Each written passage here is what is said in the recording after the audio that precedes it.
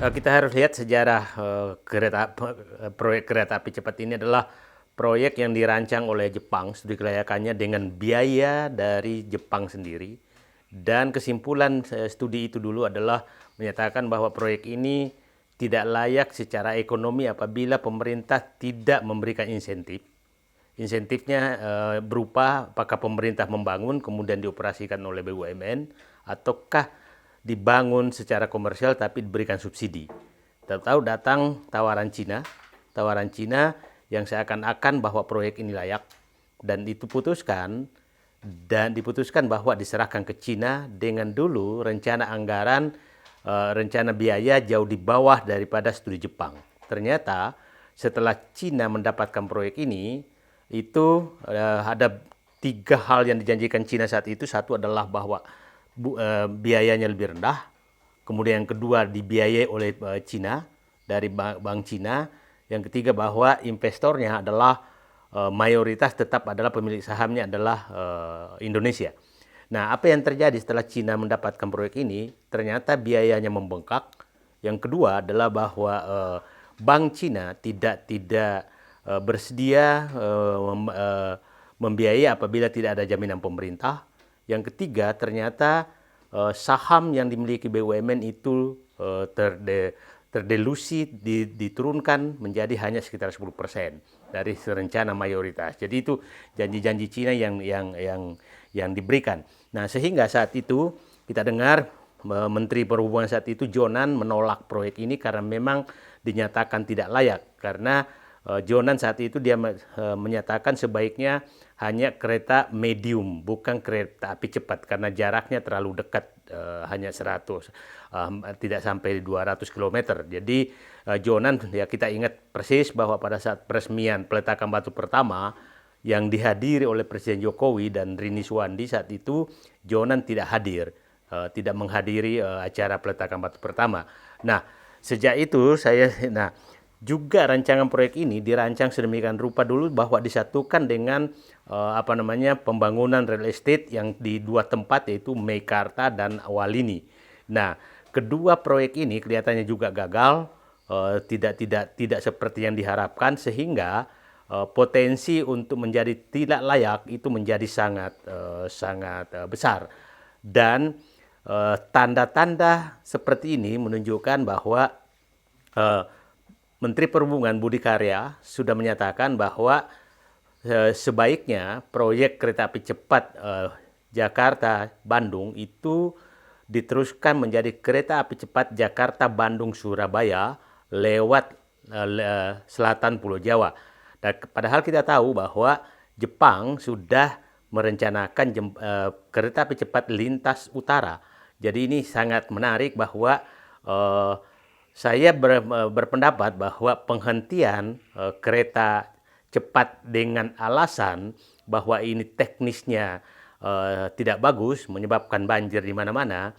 Saya pikir itu hanya alasan yang ada alasan kemungkinan besar ditutupi bahwa investor sudah menyadari bahwa ini tidak layak sehingga investor dari Cina itu sudah kemungkinan besar agak sulit meninikan uang kembali.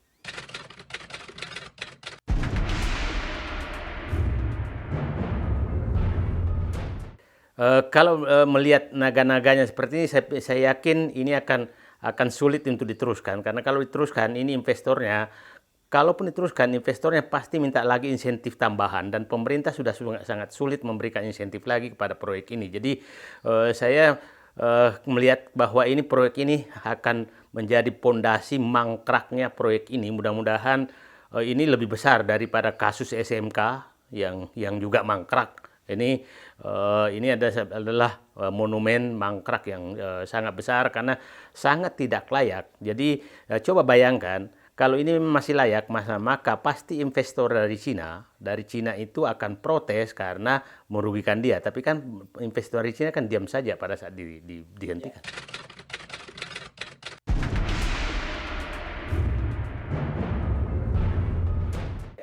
Tidak pantas karena metode kerjanya itu sangat tidak masuk akal, tidak prudent. kemudian dia melabrak semua aturan. Kan beberapa bupati yang dilalui kereta api cepat ini menyatakan bahwa IMB-nya tidak ada. Nah, kita lihat bahwa betapa amburadolnya proyek ini. Kita lihat bagaimana proyek ini masuk ke daerah militer, yaitu Halim Perdanakusuma, dan itu juga masih pertentangan sekarang. Jadi memang proyek ini betul-betul melabrak semua aturan yang ada. Jadi mungkin juga itu yang membuat Menteri PU sudah tidak tahan untuk melihat ketidakpatuhannya proyek ini terhadap aturan yang ada di Indonesia.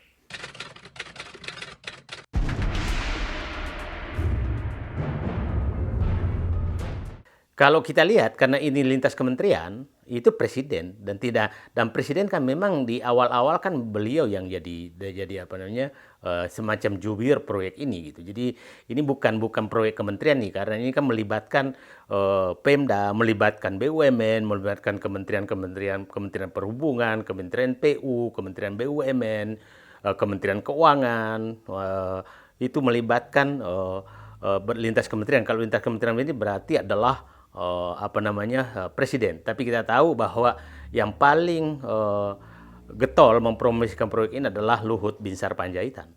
Sejak Ketua KSP, Menko Polhukam sampai Menko Maritim, dia adalah yang terdepan mempromosikan proyek ini.